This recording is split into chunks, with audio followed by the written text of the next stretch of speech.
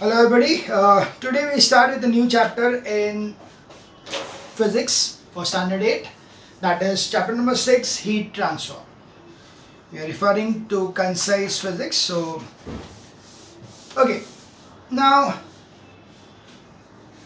heat transfer. So basically we know that heat is a form of energy. Heat is going to be a form of energy, that's why it gets converted from one form of energy to another. But in this chapter we are not going to see that part of the energy. We are going to see that how is heat going to change a particular substance. So what is the effect of the heat? So what will happen when any particular object is heated? Okay, now this chapter can be divided into two parts. The first part being the state, a change of state. So first we very well know that heat is going to cause change in state. So exactly what we learned in the chapter matter, heat getting you give heat and the solid turns to liquid and liquid turns to gaseous, and accordingly if you absorb the heat then the gas is going to turn into liquid and liquid turns into solid. So the same principle, the same kinetic theory, everything remaining the same. Also the process of boiling and vaporization, evaporation. So evaporation and vaporization ka differentiation, the factors affecting the evaporation, all these which we learned in the chapter matter is going to be repeated again in the first part of the chapter over here. The second part of the chapter is based on the fact that what will happen to a body when it is heated. So here we know that when any particular object is heated, it expands. So the expansion of the solid, liquid or gases due to heat is going to be studied by us in the second part of the chapter. So we can say that that's why I told you that the chapter is divided into two parts. As such, not that it is given as a two partitions, but yeah, we can consider that there are two sections of this particular thing. One telling you about the change in the shape and the change of state, and the other one is the change in the size of the body. So that's what is there in this chapter. So let's start with the chapter heat transfer. So we start with the introduction. In earlier classes, you have read that matter is composed of tiny particles called molecules. A molecule can exist freely in nature and it possesses the properties of the matter. Yes, we learn this thing in matter, that everything is made up of molecules and the molecules possess all the characteristics. Because it is available freely in nature, that's why it will be the one which is the smallest particle which is available freely in nature and has all the properties of the matter. It is very small in size, nearly 10 is to minus 10 meters, and cannot be seen even by a microscope. The molecules are in motion as well as they have the force of attraction amongst them. So we very well know that each and every particle, each and every molecule will be in continuous random motion over there, and also we know that they will be having a force of attraction between the two which is holding them together or which is giving them a proper size and shape. Due to the motion, the molecules have the kinetic energy, and due to the force of attraction, they have the potential energy. So that's why each and every molecule will be having, or we can say the substance will be having both the kind of mechanical energy, that is kinetic energy and potential energy. The kinetic energy present in the substance is due to the random motion of the molecules. The molecules का जो random motion है, see, we know very well that kinetic energy is the energy possessed by a body due to its motion. So due to the motion of the molecules, whatever is the kinetic energy present is there in the body. The force of attraction between the two is going to hold them together. That energy is nothing but the potential energy. So the force of attraction acts as a potential energy. The solid state would have the greatest potential energy and the least kinetic energy. The gaseous state, on the other hand, would have the least potential energy and the greatest kinetic energy. It's very simple to understand. You know, in the solids, the molecules are not in free motion. They cannot move too freely. That's why the kinetic energy will be less. But they are very close to each other. So they are so tightly packed. The molecules are so tightly packed that the force of attraction is very high. So potential energy is higher. So we can see that in case of solids, we have in solids kinetic energy will be low but the potential energy will be high. Whereas in case of a gas, or of course the liquid में बीच में आएगा, but in case of gases, the kinetic energy will be very high, where the potential energy will be low. So that is how it is going to be in case of. Now in case of a liquid, it will have enough amount of kinetic also and potential also, because it will be having the possibility to flow, but at the same time it is not be able to take the whole area into picture. So that's why, because it has got a specific volume, that's why it has got a less amount of potential energy. So the gaseous, so when a substance absorbs heat, or the substance is heated, the motion of its molecules become rapid, so the kinetic energy increases. When the substance is cooled, or it gives out heat, the motion of the particles becomes slow, and so the kinetic energy decreases.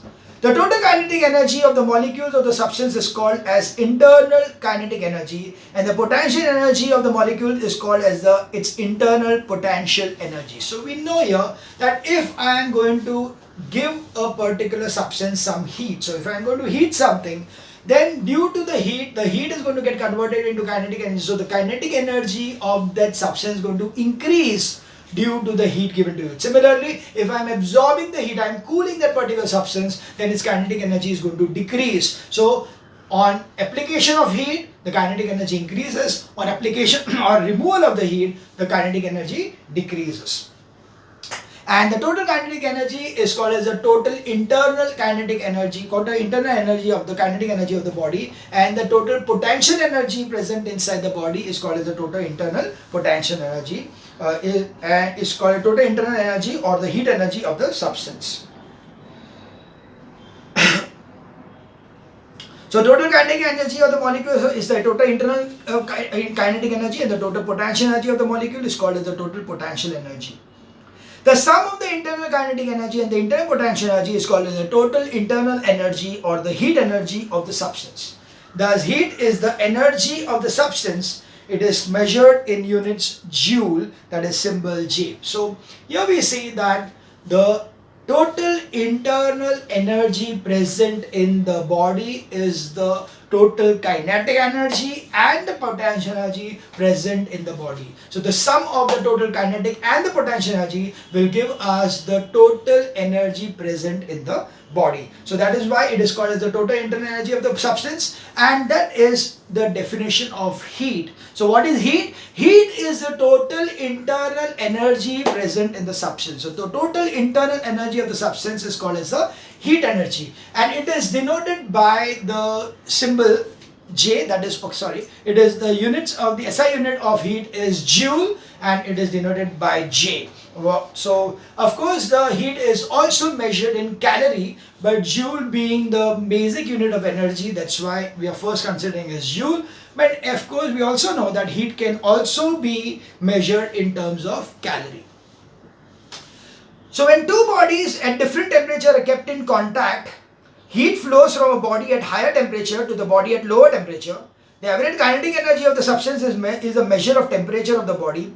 When there is a rise in the average kinetic energy of the molecules of the substance, its temperature increases. If there is a fall in the average kinetic energy of the molecules of the substance, its temperature decreases. So the heat energy is going to flow from higher level to lower level, but this higher level is going to be determined by the term called as temperature. Now temperature is the degree of hotness or coldness of the body, and it determines the flow of the heat from a hot body to a cold body. So what is a hot body? A body which has got more kinetic energy will be hot body, and if the kinetic energy is less, it will be said to be as a cold body. We can say that hot body, if the kinetic energy increases, the temperature increases. If the kinetic energy decreases, the temperature also decreases. However, during the change in state of a substance at a constant temperature, there will be no change in the average kinetic energy of its molecules, as explained later on. So you will find that so when I am heating a body, so for example, if I keep a particular beaker which has got ice in it and I keep on heating it, I'll find that initially there is no change in the temperature. The 0 degree will remain 0 degree till the time the complete ice has got converted into water.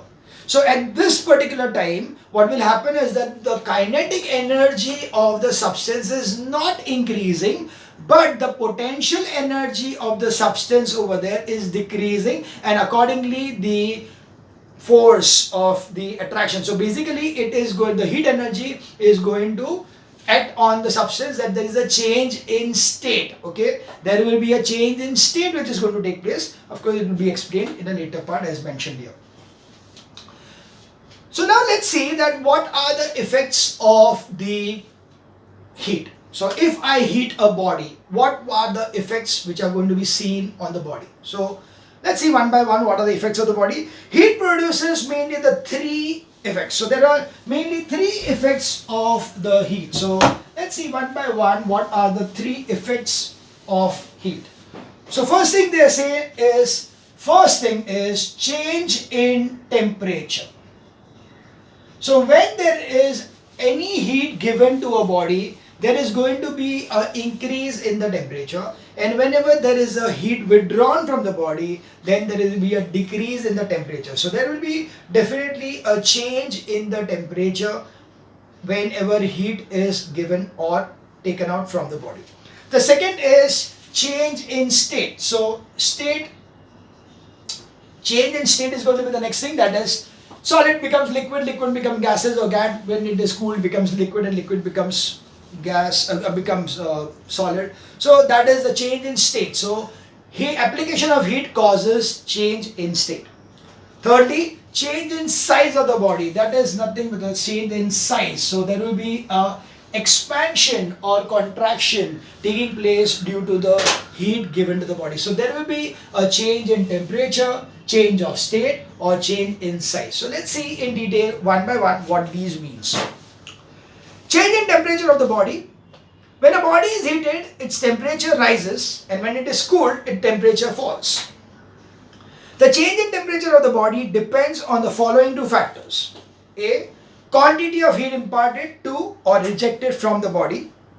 So when heat is imparted or given to the body, its temperature rises, while if heat is rejected or taken from the body, its temperature falls. So first thing is very easy. We understood that if we are going to heat a body, its temperature is going to rise. If we are going to cool a body, its temperature is going to decrease.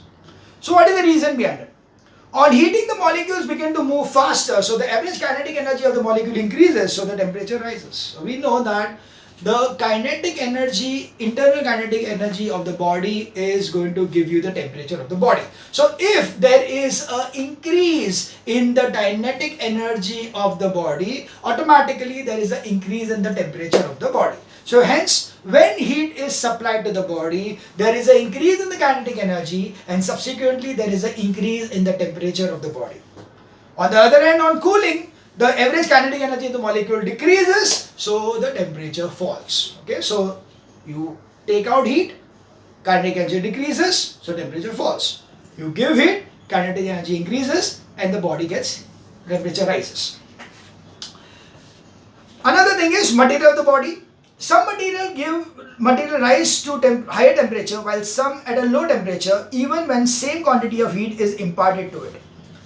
So here it is seen that the two factors on which the heat is going to be, the change in temperature is going to be determined is, firstly is the quantity of heat imparted to it. So what is the quantity of the heat given to it? Secondly is what is the kind of material. Like for example, let's take a simple example. You have got two chairs, identical chairs, okay? But one is made up of metal, other is made up of wood. Okay, identical chairs, one made up of metal, other made up of wood. Both are placed in the sun, such that the sun rays are exactly falling on it properly without any problem. So that means I am giving same amount of heat to the metal body as well as the wooden body. After 1 hour, can you sit on that iron body? Can you sit in that iron chair? No. Chatka lagega. Okay? You will definitely not like to sit in that iron chair because it will be so hot that it will be very difficult to sit on it. Whereas wooden chair will still be such that you can easily sit on it. So what has happened? You have given the same amount of heat to the chairs, yet one got its temperature higher, other was not so higher. Why was that? Because of the material. The material, if it is a good conductor, it will spread the heat properly throughout the body, and that's why it is going to get heated up faster. Whereas the material which is a non-conductor, they will not be spreading the heat, and that's why heat will be absorbed easily by it and it will not get heated up at all. So that's the reason you will find that when same amount of heat is given to the body, two different bodies of different substances, then you will find that one may get heated up faster, other may take a long time to get heated up. Same thing is also for petrol and water. Petrol will get heated up even by a small spark, whereas water will take a long time to get heated up. So that's the thing, that both are going to have different kinds of heat absorbing capacities, and that's why we see that by the material of the body, some material rise up to temperature, higher temperature, while some to low temperature, even when same quantity of heat is imparted to them. Different material have different specific heat capacity, though this particular physical quantity of the substance, that means the amount of heat required to raise the temperature of the body, is called as a specific heat capacity of that body. Okay, so specific heat capacity, if the body has got a higher specific heat capacity, then it will get heated up slowly, because it is going to require a lot of heat to get heated up. If the specific capacity is low, that means it will get heated up very fast, because it takes a very small amount of heat and gets heated up very fast. So that's why if the different material have different specific heat capacities, that is different amount of heat required to raise the temperature of unit mass of unit rise in temperature. So what is specific heat capacity? It can be defined, specific heat capacity can be defined as the amount of heat required. Okay, it is the amount of heat required to raise the temperature of unit mass. Unit mass means 1 gram, 1 kilogram. Okay, so to raise the temperature of a unit mass of a substance by unit temperature rise. So that means by unit, that is 1 degree Celsius. Okay, so that is by unit rise in temperature is called as a specific heat capacity. The next what we see is a change in state. So we know very well matter exists in 3 different states, namely solid, liquids and gases. The process of change from one state to another at a constant temperature is called a change of state. We know this thing, that change of state is the state change in the one state to another at constant temperature. The word constant temperature is very, very, very important in this definition. When a solid is heated, it changes into its liquid at a fixed temperature, while the process is called melting. The reverse happens when a liquid is cooled. The liquid freezes into solid at the same fixed temperature. This process is called as freezing. For example, ice at 0 degrees Celsius on heating melts into water at 0 degrees Celsius, while water at 0 degrees Celsius on cooling freezes to ice at 0 degrees Celsius. So we have learned this many times, so I don't think I need to explain this thing. Very simple, that when you heat the water, it gets converted, when you heat the ice, it gets converted to water at a fixed temperature, that is 0 degrees Celsius. Similarly, when water is cooled at 0 degrees Celsius, below 0 degrees Celsius, so हम लोग water को change करते हैं ice में. Similarly, when liquid is heated, it changes into gases, vapor or gas at a fixed temperature. This process is called as vaporization or boiling. The reverse happens when the vapor is cooled. The vapor condenses into liquid at the same fixed temperature. This process is called as condensation. For example, water at 100 degrees Celsius on heating vaporizes into steam at 100 degrees Celsius, while steam at 100 degrees Celsius on cooling condenses into water at 100 degrees Celsius. So at 100 degrees Celsius, we see that water will convert into steam, and at 100 degrees Celsius, when you are cooling, the steam gets converted into water. So that's why we can see that at a fixed temperature, the freezing point and the melting point are the same, that is 0 degrees Celsius. Similarly, the vaporization point and the boiling point, okay, the vaporization time or condensation point is the same, that is 100 degrees Celsius for water. When a solid on heating changes directly into its vapors at a fixed temperature is called as sublimation. The process is called sublimation. For example, camphor on heating changes directly from solid to vapor. This vapor on cooling changes directly into solid state. This process is called as solidification or deposition. So we see that there are certain substances wherein the solid state, when you are heating it, it directly turns into gaseous state. Gaseous state on cooling directly goes to solid state. So the intermediate liquid state is skipped. So when there's such a such a kind of substance which skips the intermediate liquid state is called as sublimable substance, or we can say the process is called as sublimation, and the reverse is called as deposition, solidification or deposition. The change of state from liquid to gas at all temperature is evaporation. Now this is something important, that if I told you that the liquid is going to get converted into gas, but that is at 100 degrees Celsius. But we normally see that when we dry the clothes, so when you keep the cloth for drying, you will find that the temperature was not 100 degrees, still the cloth became dry. Then how did that happen? This happened because of the principle of evaporation. So evaporation is that particular change in state which takes place at any temperature. Okay, so change of state from liquid to gas at all temperature is called evaporation. Thus, evaporation differs from boiling. Boiling is at a fixed temperature, while evaporation takes place at all temperatures. For example, drying of clothes is due to the evaporation of water. Evaporation is a slow process, while boiling is a rapid process. Figure 6.1 shows the change in state of matter. So that is going to be that solid turns to liquid by melting or heat absorption, and liquid turns to solid on freezing or heat rejection. So liquid becomes on heat absorption, vaporizes to gas. Gas on heat rejection condenses to liquid. Solid to gas directly sublimation, and gas to solid is solidification. During the change of state, the heat absorbed or rejected is called the latent heat or hidden heat because it is not manifested by any change in temperature. So whenever there is a change in state taking place, at that time there is no change in temperature. That's why we say in definition of melting, boiling, सब में हम लोग क्या बोलते हैं? At fixed temperature.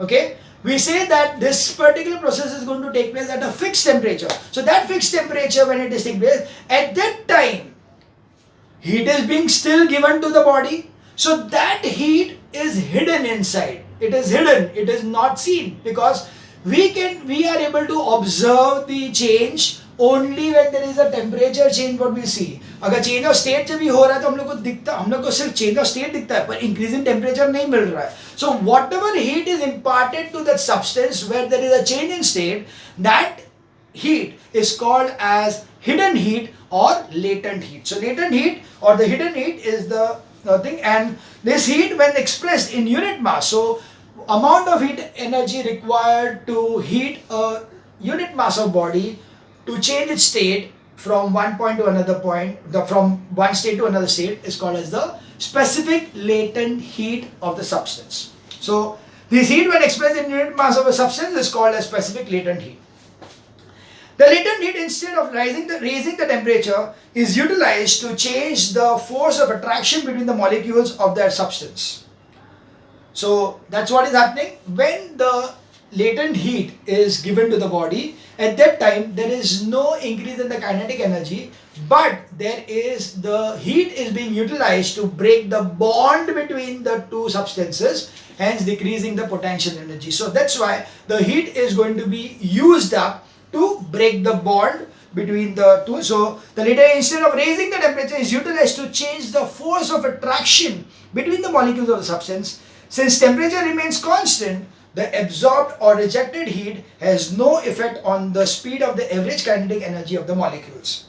Thus, during interconversion of states, the latent heat increases or decreases. Only the average potential energy of the molecule, average potential energy is going to change, but whereas the average kinetic energy remains unchanged. So whenever there is a change in state, it is only the average potential energy which is going to change. There is not going to be any change in the average kinetic energy of the body. The average kinetic energy remains unchanged.